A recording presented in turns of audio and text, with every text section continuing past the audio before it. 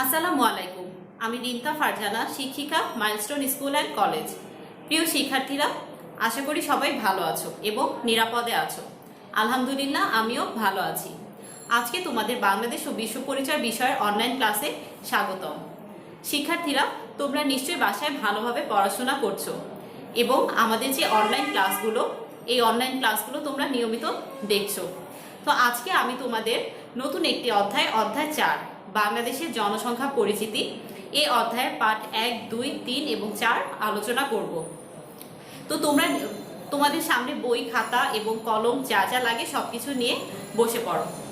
শিক্ষার্থীরা, গত ক্লাসে তোমরা অধ্যায় 2 শেষ করেছো, বাংলাদেশ ও বিশ্ব সভ্যতা। এই অধ্যায়ের শেষ যে ক্লাসটি ছিল সেখানে তোমরা পার্সীয় সভ্যতা, গ্রিক সভ্যতা এবং রোমান সভ্যতা সম্পর্কে পড়েছো। তা আমি তোমাদেরকে আরেকবার একটু মনে করিয়ে দিই যে গত ক্লাসে তোমরা কি কি পড়েছিলে। প্রথমেই ছিল পার্সীয় সভ্যতা। তো এই যে পার্সীয় সভ্যতা, এই পার্সীয় সভ্যতা, আজকের যে ইরান দেশটা, এই দেশটাকে হচ্ছে প্রাচীনকালে বলা হতো পারস্য বলা হতো আজকের এই ইরান দেশটিকে। খ্রিস্টপূর্ব 600 অব্দে এটি গড়ে ওঠে। আর এই যে পার্সীয় সভ্যতা গড়ে ওঠে, এর মধ্যে সবচেয়ে বেশি, এই সভ্যতার পিছনে সবচেয়ে বেশি ভূমিকা রেখেছিলেন সম্রাট দারিউস।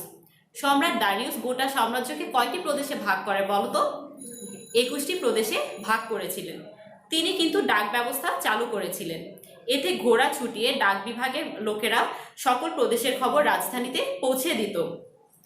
এরপর এই সভ্যতায় হচ্ছে সর্বপ্রথম একেশ্বরবাদী ধর্ম প্রচার করেছিলেন পারস্যের ধর্ম প্রচারক জরাস্ট্রার। নামটা তোমরা ভালোভাবে মনে রাখবা। পার্সীয়দের যে প্রশাসন পরিচালনার জন্য পরবর্তীতে বিশ্বের অনেক দেশই কিন্তু ধর্ম গ্রহণ করে, আর তাদের ধর্ম প্রভাব ফেলে বিশ্বের অনেক ধর্মের উপর। তো এই ছিল তোমাদের পার্সীয় সভ্যতা। এরপরে যেটা ছিল সেটা হচ্ছে গ্রিক সভ্যতা। তো এই যে গ্রিক সভ্যতা হচ্ছে পুরো গ্রিসে এককভাবে কোনো রাজ্য বা সাম্রাজ্য গড়ে ওঠেনি। উঁচু উঁচু পাহাড়ের মধ্যে এক একটি নগর তৈরি হয়েছিল। গ্রিসের সভ্যতা গড়ে উঠেছিল খ্রিস্টপূর্ব 800 অব্দে। তোমরা এগুলো মনে রাখবা যে কোন সভ্যতা কত অব্দে গড়ে উঠেছিল। এছাড়াও গ্রিসের গুরুত্বপূর্ণ 2টি নগর হচ্ছে, একটা অ্যাথেন্স আর একটা হচ্ছে স্পার্টা। এই যে অ্যাথেন্স এবং স্পার্টা, এই নাম দুটা তোমরা ভালোভাবে মনে রাখবা, কারণ হচ্ছে সংক্ষিপ্ত এবং জ্ঞানমূলক প্রশ্নের ক্ষেত্রে এগুলো অবশ্যই আসবে। তো এই যে অ্যাথেন্স এবং স্পার্টা, এখানে হচ্ছে একটাতে গড়ে উঠেছিল সামরিকতন্ত্র আর আরেকটাতে গড়ে উঠেছিল গণতন্ত্র। তো কোনটাতে সামরিকতন্ত্র এবং কোনটাতে গণতন্ত্র তোমরা অবশ্যই নামগুলো পড়ে নিবে। তো ধর্ম, স্থাপত্য, তারপর ভাস্কর্য, নির্মাণ, দর্শন ও বিজ্ঞান সকল ক্ষেত্রেই কিন্তু গ্রিস বিশেষ করে অ্যাথেন্সে গুরুত্বপূর্ণ ভূমিকা রেখেছিল। এরপরে যে সভ্যতাটা ছিল সেটা হচ্ছে রোমান সভ্যতা। এই রোমান সভ্যতার যে তথ্যগুলো আছে তোমাদের বইয়ে তোমরা সবাই নিশ্চয়ই ভালোভাবে পড়েছো।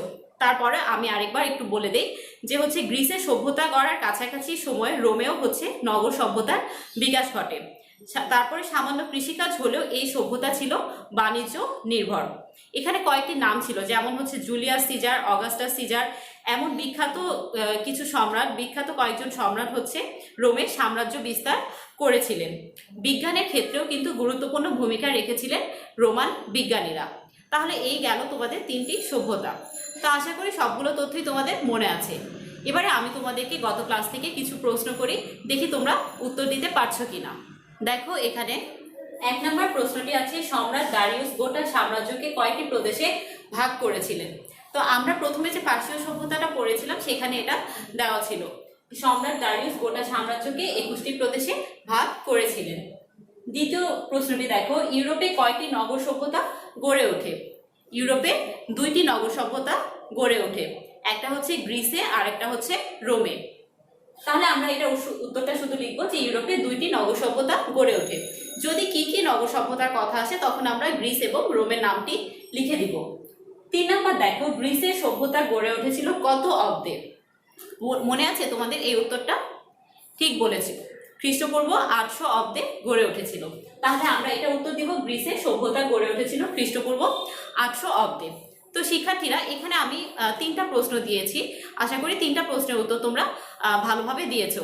তো এছাড়াও কিন্তু আরো অনেক প্রশ্ন আসতে পারে। তোমরা যদি বইটি ভালোভাবে পড়ো এবং প্রতিটা লাইন যদি ভালোভাবে পড়ো, তাহলে যে কোনো প্রশ্নের উত্তর তোমরা খুব সহজেই দিতে পারবে। তো চলো আমরা আমাদের আজকে নতুন পাঠটি শুরু করি।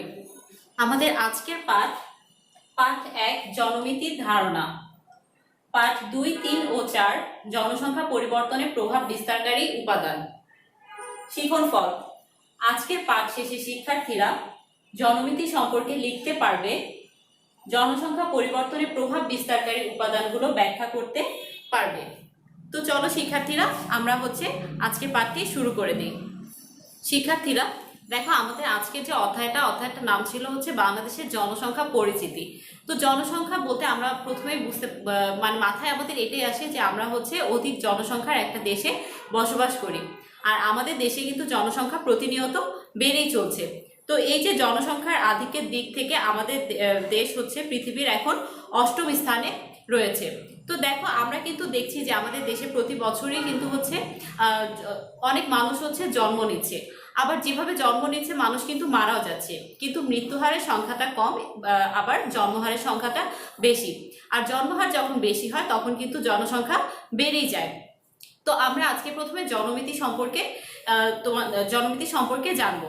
তো জনমিতি সম্পর্কে জানার আগে আমি তোমাদেরকে একটু বলে দিই যে আমরা কোনো স্থানে কতজন মানুষ বাস করে, তারপরে সেখানে কোন বয়সে কতজন মানুষ আছে, কতজন মারা গেল, কতজন জন্ম নিল, এসব কিছুই কিন্তু আমরা খুব সহজেই বের করতে পারি, আর এগুলোই জনমিতি। তো জনমিতি সম্পর্কে একটা সংজ্ঞা আমি তোমাদেরকে বলে দিই।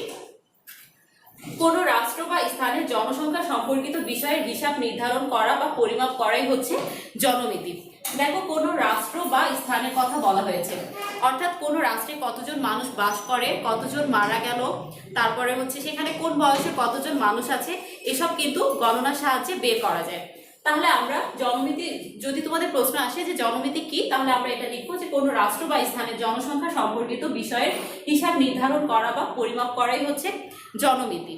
তো দেখো, এই যে জনমিতি, এই জনমিতি শব্দটাকে যদি আমরা ভাগ করি তাহলে দুইটা শব্দ আসে, একটা জন আর একটা মিতি। তো জন শব্দের অর্থ কি? জন শব্দের অর্থ ব্যক্তি বা মানুষ। তাহলে আমরা এটা লিখতে পারি, জন শব্দের অর্থ ব্যক্তি বা মানুষ। আর মিতি শব্দের অর্থ কি? মিতি শব্দের অর্থ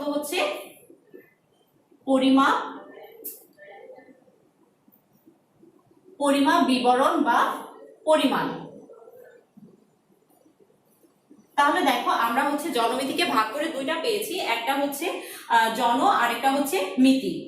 তাহলে জন শব্দের অর্থ ব্যক্তি বা মানুষ এবং মিতি শব্দের অর্থ পরিমাপ, বিবরণ বা পরিমাণ।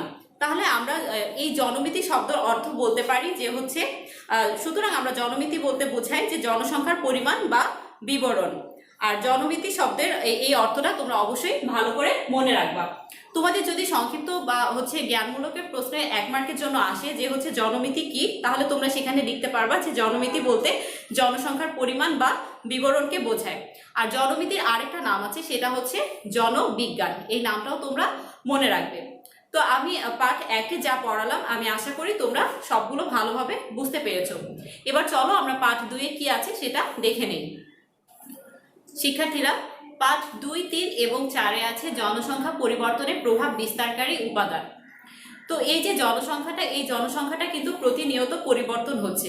এখন এই পরিবর্তনটা কিভাবে হচ্ছে? দেখো, যে আমরা দেখি যে কোনো পরিবারে কেউ জন্মগ্রহণ করলো, আবার একই পরিবারে কেউ যদি মৃত্যুবরণ করে, তাহলে দেখো যে ওই পরিবারে একজন কমে যাচ্ছে, কিন্তু আবার জন্মগ্রহণ করাতে একজন বেড়ে যাচ্ছে। আবার কেউ যদি চাকরির জন্য অন্য জায়গায় চলে যায় একই পরিবারের, তাহলেও কিন্তু জনসংখ্যা সেখানকার সেই পরিবারের কমে যাবে। তো এভাবে করে জনসংখ্যার কিন্তু পরিবর্তনটা প্রতিনিয়ত হচ্ছে। যেমন আমাদের বর্তমান সময়ের কথা আমি তোমাদেরকে একটু বলি। বর্তমানে করোনা ভাইরাসের কারণে কিন্তু আমরা দেখি যে অনেক মানুষ মৃত্যুবরণ করছে। তো এই যে মৃত্যুবরণ করছে, এর ফলে কি জনসংখ্যা কমছে।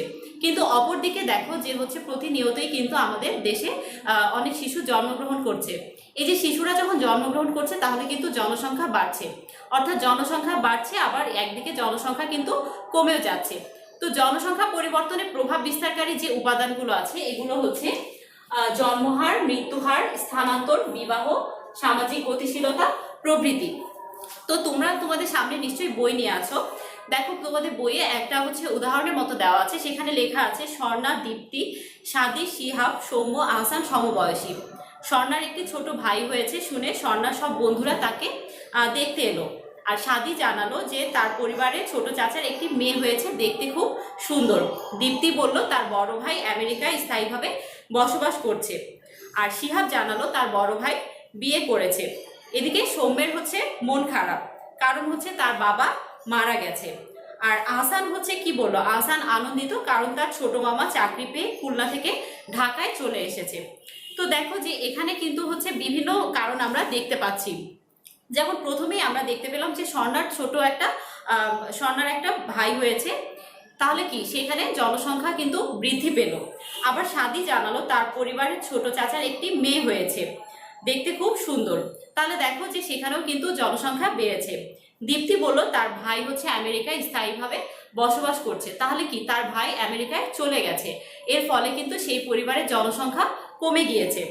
তারপরে শিহাব জানিয়েছে তার বড় ভাই বিয়ে করেছে। বড় ভাই যেহেতু বিয়ে করেছে তাহলে আমরা বুঝতে পারছি যে সেখানে জনসংখ্যা বেড়েছে। আর সৌম্যের মন খারাপ কারণ হচ্ছে সৌম্যের বাবা মারা গেছে। যেহেতু বাবা মারা গেছে তাহলে সেখানে কিন্তু সেই পরিবারের জনসংখ্যা কমে গিয়েছে। আর আহসান আনন্দিত কারণ তার ছোট মামা হচ্ছে চাকরি পেয়ে খুলনা থেকে ঢাকায় চলে এসেছে। এখন খুলনা থেকে যেহেতু সে ঢাকায় চলে এসেছে তাহলে কিন্তু সেই পরিবারের জনসংখ্যা বেড়েছে। তাহলে দেখো যে এভাবে কিন্তু জন্মহার, মৃত্যুহার, তারপরে হচ্ছে স্থানান্তর, বিবাহ এবং সামাজিক গতিশীলতার কারণে জনসংখ্যার পরিবর্তন হয়ে ওঠে। তো এবার আমি তোমাদেরকে জন্মহার কি সেটা সম্পর্কে কিছু ধারণা দিই। জন্মহার, এই জন্মহার কথাটা শুনলেই কিন্তু আমরা বুঝতে পারি যে হচ্ছে শিশু জন্মগ্রহণ করাকে। তো জন্মহার যদি বেশি হয় তাহলে কিন্তু সেখানে সেই দেশের বা রাষ্ট্রের হচ্ছে জনসংখ্যাও বেশি হবে। তো জন্মহার কি, চলো আমরা সংজ্ঞাটা দেখে নিই। জন্মহার হচ্ছে কোনো দেশে একটি নির্দিষ্ট সময়ে, এক বছরে, নির্দিষ্ট সময় বলতে আমরা এখানে এক বছরের কথা বুঝবো। তাহলে কোনো দেশে একটি নির্দিষ্ট সময়ে প্রতি হাজার নারী মোট কত সংখ্যক জীবিত সন্তান জন্ম দিয়েছে সেই সংখ্যাকে বোঝায়। তাহলে আমাদেরকে এখানে মনে রাখতে হবে যে নির্দিষ্ট সময়ে, এবং নির্দিষ্ট সময় বলতে এক বছরের কথা বলা হয়েছে। তাহলে নির্দিষ্ট সময়ে প্রতি হাজার নারী মোট কত সংখ্যক জীবিত সন্তান জন্ম দিয়েছে সেই সংখ্যাকে বোঝায়। অর্থাৎ এই যে জীবিত সন্তান জন্ম দিয়েছে এটা হচ্ছে একটা নির্দিষ্ট সময়ের কথা বলা হয়েছে। আর নির্দিষ্ট সময় মানে হচ্ছে এক বছরের কথা বলা হয়েছে। তো আমি তোমাদেরকে বলেছি যে হচ্ছে জন্মহার যদি বেশি হয় তাহলে কিন্তু সেই দেশের জনসংখ্যাও বেশি হবে। যেমন আমাদের দেশে কিন্তু জন্মহার অনেক বেশি, তাহলে আমরা বলতে পারি যে আমাদের দেশের জনসংখ্যাও বেশি। এছাড়াও হচ্ছে জন্মহার বেশি এমন কয়েকটা দেশ হচ্ছে বাংলাদেশ, ভারত, পাকিস্তান প্রভৃতি। তো দেখো যে ভারত, পাকিস্তান এগুলো কিন্তু আমাদের প্রতিবেশী দেশ, তাহলে এই দেশগুলোতেও জনসংখ্যা বেশি এবং জন্মহারও বেশি। আবার জন্মহার কম এমন কয়েকটি দেশ হচ্ছে যুক্তরাষ্ট্র, কানাডা, অস্ট্রেলিয়া। তাহলে তোমাদের যদি প্রশ্ন আসে যে জন্মহার কি এবং জন্মহার কোন দেশে কম কোন দেশে বেশি, তাহলে তোমরা হচ্ছে উত্তরগুলো এভাবে করে লিখে দিবে। আর জন্মহারের যদি হচ্ছে সংজ্ঞা আসে যে জন্মহারের সংজ্ঞা লিখো, তাহলে তোমরা এটা লিখে দিবে। তো আমি আশা করি যে জন্মহারটা কি এটা তোমরা ভালোভাবে বুঝতে পেরেছো। মৃত্যুহার কি এটা আমরা শুনলেই বুঝতে পারি যে হচ্ছে মানুষ যখন মরে যায় তখন হচ্ছে কি আমরা মৃত্যু বলতে পারি। তাহলে জীবনের নিঃশেষকেই আমরা মৃত্যু বলি। দেখো আমি লিখেছি মৃত্যুহার হচ্ছে জীবনের নিঃশেষকে মৃত্যু বলে। মৃত্যুহারও প্রতি হাজারে পরিমাপ করা হয়। আমরা দেখেছিলাম যে জন্মহারও প্রতি হাজারে কিন্তু পরিমাপ করা যায়, তাহলে মৃত্যুহারও প্রতি হাজারে পরিমাপ করা যায়। আর একটা নির্দিষ্ট বছরে নির্দিষ্ট বয়সের লোক প্রতি হাজারে কতজন মারা যায় তা দ্বারা মৃত্যুহার নির্ণয় করা যায়। তাহলে এখানেও আমরা দেখলাম যে হচ্ছে নির্দিষ্ট বয়সের লোক প্রতি হাজারে কতজন মারা যায় তা দ্বারা হচ্ছে মৃত্যুহার নির্ণয় করা যায়। তো মৃত্যুহার যদি বেশি হয় তাহলে কিন্তু সেখানে জনসংখ্যাটাও কমে যায়। আর যদি হচ্ছে মৃত্যুহার কম হয় তাহলে জনসংখ্যা সেখানে স্থিতিশীল একটা অবস্থায় থাকে। এই যে মৃত্যুহার কমে যাওয়া, এটা হচ্ছে মৃত্যুহার কমে যাওয়া জনসংখ্যা বৃদ্ধির একটা অন্যতম কারণ। তো তোমাদের বইয়ে হচ্ছে একটা দেওয়া ছিল যে হচ্ছে চিকিৎসা বিজ্ঞান ও অন্যান্য প্রযুক্তির উন্নতির ফলে বাংলাদেশে কয়েক বছর ধরে মৃত্যুহার হ্রাস পেয়েছে। আর বাংলাদেশে 5 বছর বয়সী কম যে শিশুদের মৃত্যুহার ছিল 1990 সালে প্রতি হাজারে 144 জন ছিল। তাহলে তোমরা এটা অবশ্যই ভালোভাবে মনে রাখবে যে 1990 সালে শিশুদের মৃত্যুহার প্রতি হাজারে কতজন ছিল? প্রতি হাজারে ছিল 144 জন। কিন্তু সেই শিশু মৃত্যুহার আবার 2015 সালে প্রতি হাজারে হয়েছে 38 জন। দেখো তাহলে আমরা বুঝতে পারছি যে হচ্ছে মৃত্যুহারটা অনেক কমে গিয়েছে, কারণ 1990 সালে ছিল 144 জন এবং 2015 সালে সেটা হয়ে উঠেছে 38 জন। তাহলে এখান থেকেই বুঝতে পারছি যে মৃত্যুহারটা আগের তুলনায় এখন অনেক কমে গিয়েছে।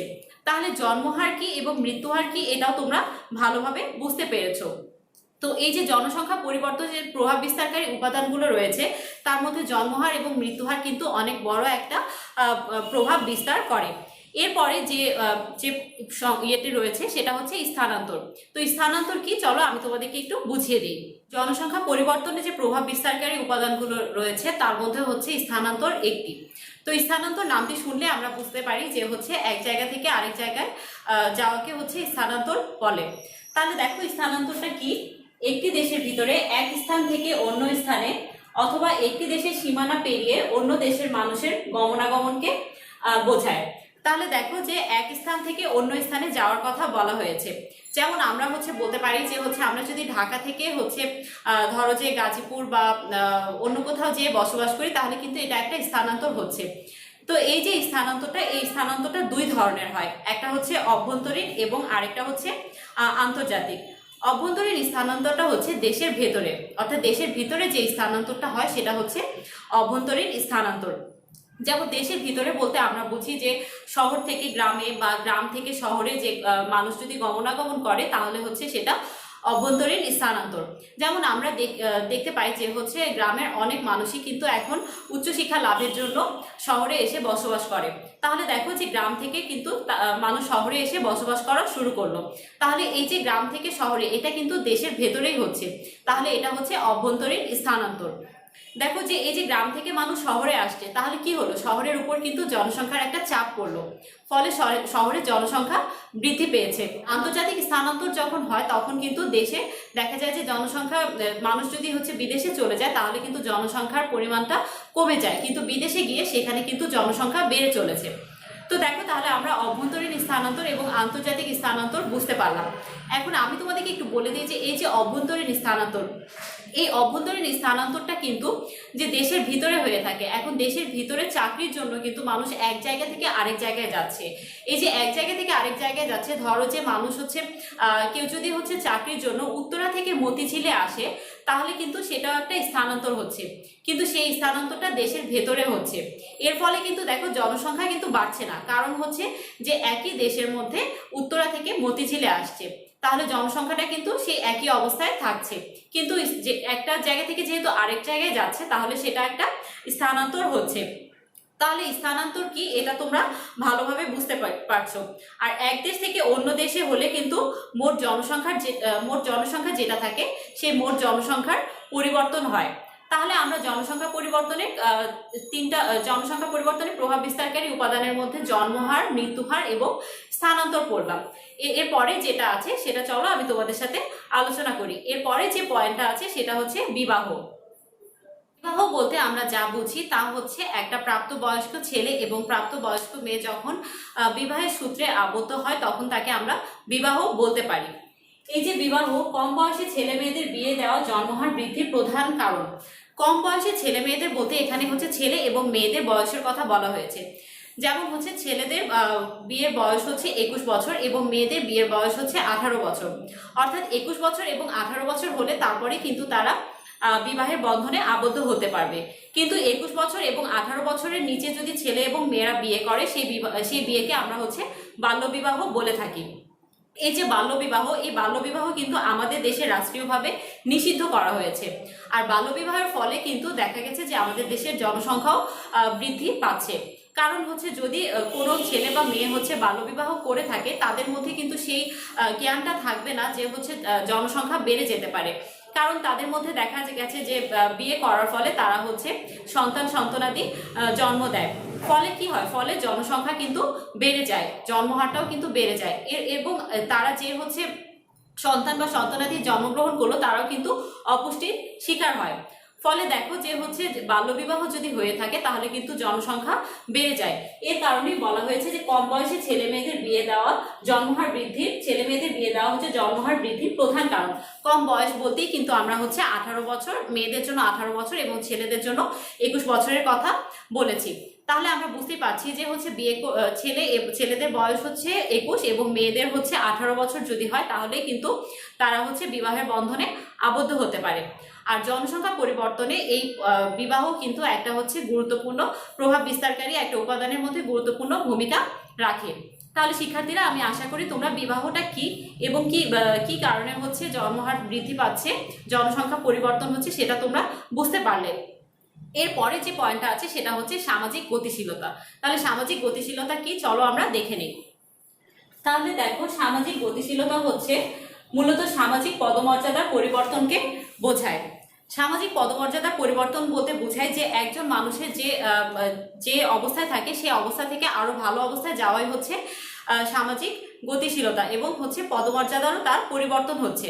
যেমন একটা হচ্ছে নিম্নবিত্ত পরিবারের হচ্ছে কোনো সদস্য যদি উচ্চশিক্ষা গ্রহণ করে এবং সে যদি উচ্চশিক্ষায় শিক্ষিত হয় তাহলে কিন্তু তার পদমর্যাদার পরিবর্তন হবে এবং সে কিন্তু বুঝতে পারবে যে হচ্ছে কিভাবে হচ্ছে জন্মহার বৃদ্ধি পায়।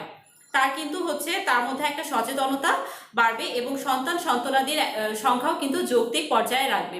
কারণ সে বুঝতে পারে যে যদি হচ্ছে একটার পর একটা যদি সন্তান নেওয়া হয় এবং সন্তান সংখ্যা যদি বৃদ্ধি পেয়ে থাকে তাহলে কিন্তু জন্মহার বৃদ্ধি পাবে এবং হচ্ছে দেশের জনসংখ্যাও কিন্তু বৃদ্ধি পাবে।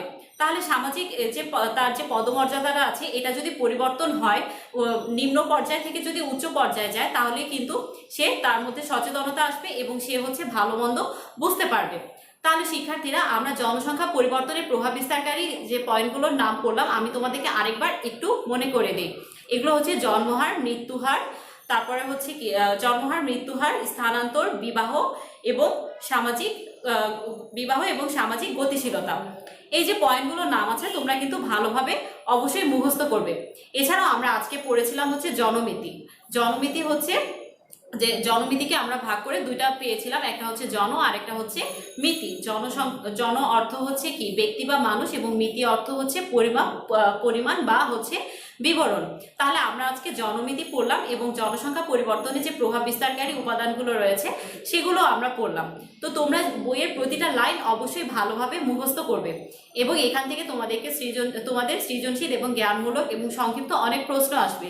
তোমরা যদি বইটা ভালো করে পড়ো এবং প্রতিটা লাইন ভালো করে পড়ো তাহলে কিন্তু সবগুলো প্রশ্নের উত্তর ভালোভাবে দিতে পারবে। শিক্ষার্থীরা দেখো, এখানে আমি দুইটা ছবি দিয়েছি। প্রথম যে ছবিটা আছে এই ছবিটার সাথে আমরা হয়তো অনেকেই পরিচিত, তাই না? আমরা ঈদের সময় কিন্তু এই চিত্রটি দেখতে পাই যে মানুষ তার নিজ বাড়িতে ফেরার জন্য বাস, ট্রেন এসব ব্যবহার করে। তো এখানে আমরা যে ছবিটা দেখতে পাচ্ছি, আমরা এখানে দেখছি যে একটা ট্রেনে অনেক মানুষ কিন্তু উঠছে এবং কিছু মানুষ নিচে দাঁড়িয়ে আছে, তারাও কিন্তু ওঠার চেষ্টা করছে। তো দেখো যে জনসংখ্যা আমাদের যে হারে বৃদ্ধি পাচ্ছে সে হারে কিন্তু যানবাহনগুলো বৃদ্ধি পাচ্ছে না, যার জন্য মানুষকে এরকম ভোগান্তির শিকার হতে হয়। আর আমরা তাই প্রতিনিয়ত এই চিত্রগুলো দেখতে পাই। তো এই যে জনসংখ্যা বৃদ্ধি পাচ্ছে, এটা কি কারণে বৃদ্ধি পাচ্ছে বলো তো? জন্মহার বৃদ্ধি কিন্তু জনসংখ্যা বৃদ্ধির একটা অন্যতম কারণ। কারণ জন্মহার যখন বৃদ্ধি পায় তখন কিন্তু জনসংখ্যাও বৃদ্ধি পায়, আর জনসংখ্যা বৃদ্ধি পাওয়ার ফলেই কিন্তু আমাদের দেশে এই সমস্যাগুলো দেখা দিচ্ছে। যেমন মানুষ অনেক কষ্ট করে এই যানবাহনগুলোতে উঠছে, এতে কি হচ্ছে, মানুষ অনেক দুর্ঘটনারও শিকার হচ্ছে। এরপরে যে ছবিটা আছে দেখো, ওখানে লেখা আছে বাল্যবিবাহকে না বলুন। বাল্যবিবাহটা কি? বাল্যবিবাহ হচ্ছে একটা ছেলে বা একটা মেয়ে যখন হচ্ছে প্রাপ্তবয়স্ক না হয় তখন যদি বিবাহ করে তাহলে সেটা হচ্ছে বাল্যবিবাহ। তাহলে এই যে বাল্যবিবাহ, এটা কিন্তু আমাদের দেশে একটা অপরাধ বলে গণ্য করা হয়। এই বাল্যবিবাহকে কি করতে হবে? বাল্যবিবাহকে প্রতিরোধ করতে হবে, অর্থাৎ বাল্যবিবাহ আমাদেরকে রোধ করতে হবে। যখন আমরা দেখব যে কোথাও বাল্যবিবাহ হচ্ছে সেখানে আমরা কিন্তু সেটা কি করব? প্রতিরোধ করার ব্যবস্থা করব। আমরা জনসংখ্যা পরিবর্তনে প্রভাব বিস্তারকারী উপাদানগুলোর মধ্যে একটা পড়েছিলাম বিবাহ, এবং সেখানে আমরা পড়েছিলাম যে আমাদের দেশে রাষ্ট্রীয়ভাবে বাল্যবিবাহ নিষিদ্ধ করা হয়েছে। আমি আশা করি আমি এখানে যে দুইটা ছবি দিয়েছি তোমরা অবশ্যই সেটা ভালোভাবে বুঝতে পেরেছো। তো এবার আমি তোমাদেরকে আজকে যা পড়ালাম পাঠ 2, 3 এবং 4 পড়ালাম, এখান থেকে আমি তোমাদেরকে এবার কিছু প্রশ্ন করব, দেখি তোমরা উত্তর দিতে পারছো কিনা। চলো আমরা প্রশ্নগুলো দেখে নেই। শিক্ষার্থীরা দেখো, এখানে 1 নম্বর প্রশ্নটি আছে, মিতি শব্দের অর্থ কি? এই মিতি শব্দটা কিন্তু আমরা জনমিতি থেকে পেয়েছি। তাহলে মিতি শব্দের অর্থ কি পড়েছিলাম আমরা, মনে আছে? মিতি শব্দের অর্থ হচ্ছে পরিমাপ, পরিমাণ বা বিবরণ। তাহলে আমরা উত্তর দিব মিতি শব্দের অর্থ পরিমাপ, পরিমাণ বা বিবরণ। এরপর দেখো, জন্মহার কাকে বলে? আমি তোমাদেরকে এটা বলেছিলাম, এটা কিন্তু অনেক ইম্পর্টেন্ট একটা প্রশ্ন, যে জন্মহারটা কি। জন্মহার হচ্ছে কোনো দেশের নির্দিষ্ট সময় বলতে 1 বছরের কথা বলা হয়। তাহলে কোনো দেশে একটি নির্দিষ্ট সময়ে, ব্র্যাকেটে আমরা লিখব 1 বছরে প্রতি 1000 নারী মোট কত সংখ্যক জীবিত সন্তান জন্ম দিয়েছে সেই সংখ্যাকে বোঝায়। আমরা এই লাইনটা কিন্তু খুব ভালোভাবে পড়বো এবং লেখার সময় কিন্তু ভালোভাবে আমরা লিখবো। এরপরে কিন্তু তোমাদের ওখানে আরও প্রশ্ন আসতে পারে ওখান থেকে, যে জন্মহার বেশি এমন কয়েকটি দেশের নাম লিখো, বা জন্মহার কম এমন কয়েকটি দেশের নাম লেখো। তারপর 3 নম্বর প্রশ্নটি দেখো, 2015 সালে শিশু মৃত্যুহার কত ছিল? এটা তোমাদের মনে আছে? আচ্ছা, আমি বলে দিই, 2015 সালে শিশু মৃত্যুহার ছিল 38 জন। তারপরে দেখো, স্থানান্তর কয় ধরনের? আমরা হচ্ছে জনসংখ্যা পরিবর্তনের প্রভাব বিস্তারকের উপাদানগুলোর মধ্যে একটা পড়েছিলাম হচ্ছে স্থানান্তর। স্থানান্তর হচ্ছে 2 ধরনের।